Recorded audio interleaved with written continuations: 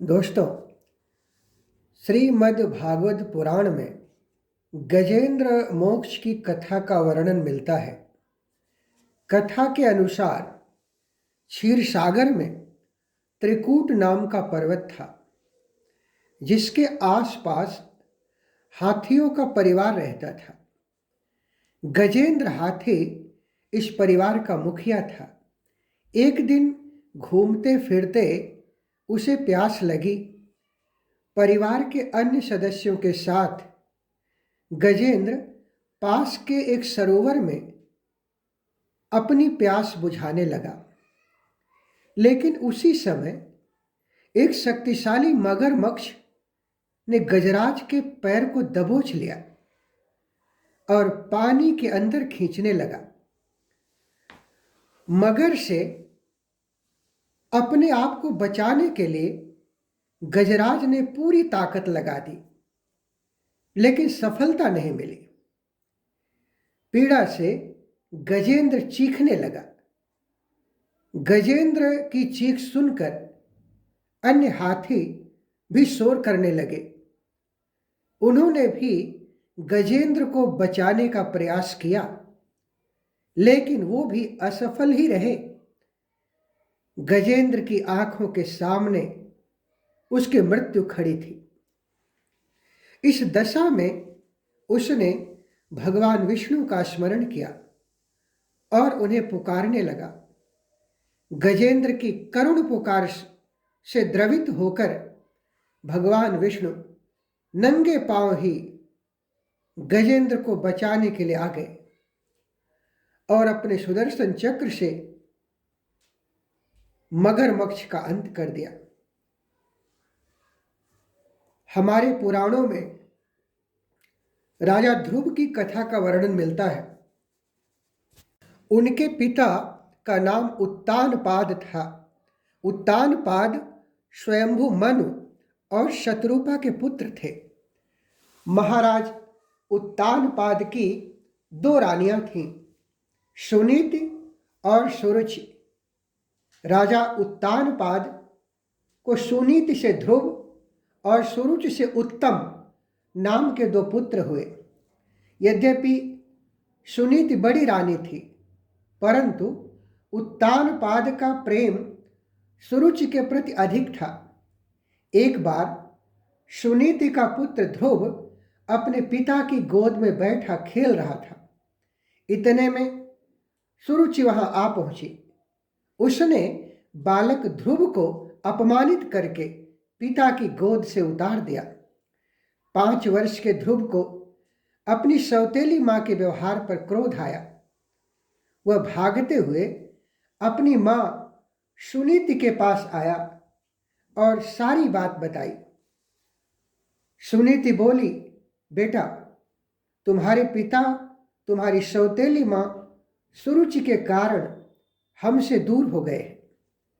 तुम भगवान को अपना सहारा बनाओ। माता के वचन सुनकर ध्रुव को ज्ञान उत्पन्न हुआ और वे भगवान की भक्ति करने के लिए पिता के घर को छोड़कर चल पड़े। रास्ते में उनकी भेंट देवर्षि नारद से हुई। देवर्षि ने बालक ध्रुव को समझाया, किंतु ध्रुव नहीं माने।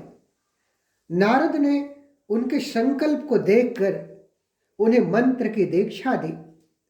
तत्पश्चात बालक ध्रुव ने यमुना के तट पर भगवान नारायण की तपस्या आरंभ की। तपस्या करते हुए ध्रुव को अनेक प्रकार की समस्याएं आईं, परंतु वह अपने संकल्प पर अडिग रहे। उनका मनोबल डिगा नहीं। उनके मंत्र की ध्वनि से भगवान नारायण भी योग निद्रा से उठ बैठे और ध्रुव को दर्शन दिया। नारायण बोले, हे राजकुमार, तुम्हारी सारी इच्छाएं पूरी होंगी। मैं तुम्हारी भक्ति से प्रसन्न होकर तुम्हें वह लोक प्रदान कर रहा हूं जिसके चारों ओर ज्योतिष चक्र परिक्रमा करता है। प्रलय काल में भी जिसका कभी नाश नहीं होता, सप्तऋषि भी नक्षत्रों के साथ जिसकी प्रदक्षिणा करते हैं, नारायण के वरदान स्वरूप राजा ध्रुव ध्रुव तारे के रूप में प्रतिष्ठित हुए। भगवान शिव के परम भक्त रावण ने कैलाश समेत प्रभु को लंका ले जाने का निश्चय कर लिया। जब रावण ने कैलाश को उठाने का प्रयत्न आरंभ किया तो कैलाश के ऊपर शिव गणों को हलचल की अनुभूति हुई।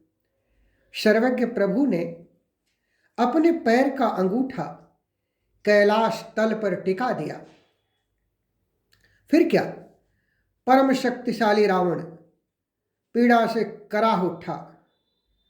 उसे लगा कि महाकाल का कोप है, इससे उसकी रक्षा ब्रह्मांड में कोई नहीं कर सकता। तब उसने भगवान शूलपाणि की छंदबद्ध स्तुति की, जो शिव तांडव स्तोत्र के नाम से प्रसिद्ध है।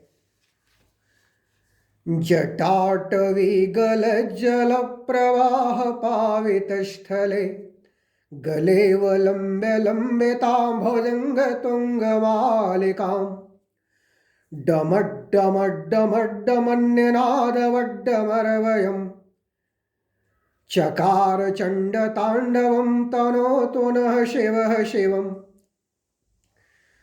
जटाकटाः सम्भ्रमो भ्रमन्नलम्पनिर्हरे विलोलवेचिवल्लरे विराजमानमूर्धनि धगद्धगद्धगज्जवल्ललाटपट्टपावके किशोरचन्द्रशेखरे रतिः प्रतक्षणं मम धराधरेन्द्रनन्दिनी विलासबन्धुबन्धुर अस्फुरद्दिगन्तसन्तति प्रमोदवान् मानसे कृपाकटाक्षधोरणेन रुद्धदुर्धरापदे क्वचिद्दिगम्बरे मनो विनोदमेतु वस्तुनि जटाभुजङ्गपिङ्गलस्फुरत्फणामणिप्रभा कदम्बकुमकुमद्रवा प्रलप्तदिगवधो मुखे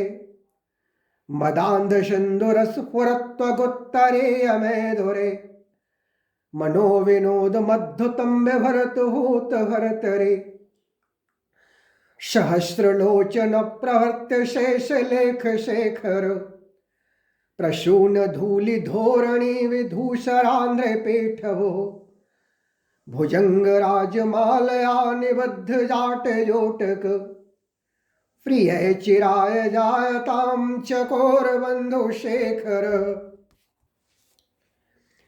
इसमें इसी तरह के 17 पद हैं, परंतु समय सीमित है। इस स्तुति को याद करने में मुझे तो काफी समय लगा, परंतु कैलाश के नीचे दबे हुए रावण ने रुदन करते हुए इस स्तुति की रचना की और महाकाल को प्रसन्न किया। यह उसकी भक्ति की शक्ति थी जो हमारी कल्पना से भी परे है। बाबा ने प्रसन्न होकर रावण को चंद्रहास खड्ग प्रदान की।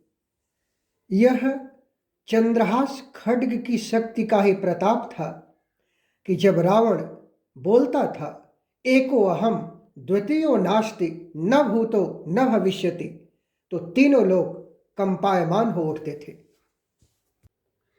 दोस्तों, इन कथाओं से यह सिद्ध होता है कि सच्चे मन से की गई भक्ति एक अचूक ब्रह्मास्त्र है जो कभी निष्फल नहीं हो सकती। परंतु विडंबना देखिए, संघर्ष के पथ पर चलते हुए हम लोग कुछ पल के लिए सही उस परमात्मा से ही प्रश्न करते हैं, उस पर रोष प्रकट करते हैं।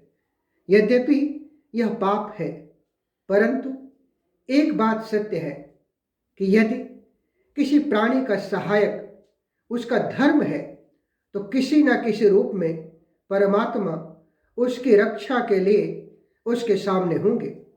इस वीडियो में अपनी जो कविता मैं आपसे साझा कर रहा हूं वह भी इसी सत्य को व्यक्त करती है। आइए कविता से रूबरू होते हैं। मैंने आवाज दी आसमां के लिए, पर अभी महफिलों में वो मशगूल है।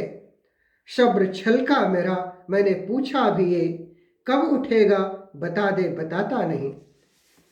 चीर बनकर बढ़ा द्रौपदी की कभी, तूने प्याला जहर का पिया बन के शिव। कुटिया शबरी की हो या कुरुक्षेत्र हो, अपने बंदों से नजरें चुराता नहीं। क्या रहम के समंदर में लहरें नहीं, या अदाए तेरी खास मेरे लिए। माफ कर देना मुझको, मगर है सही, यूं सताना तेरा मुझको भाता नहीं। यदि वीडियो आपको पसंद आए तो इसे लाइक व शेयर करें। दोस्तों, मासूम समाज की आवाज़ है, अतः इस चैनल को सब्सक्राइब करके अपनी आवाज़ को बल प्रदान करें। धन्यवाद।